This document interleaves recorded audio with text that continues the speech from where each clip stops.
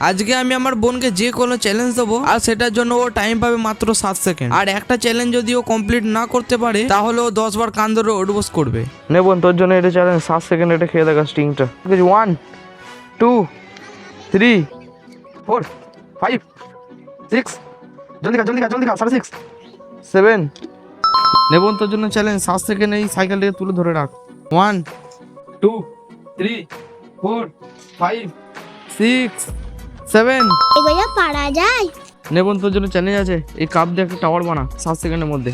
1 2 3 4 5 6 7।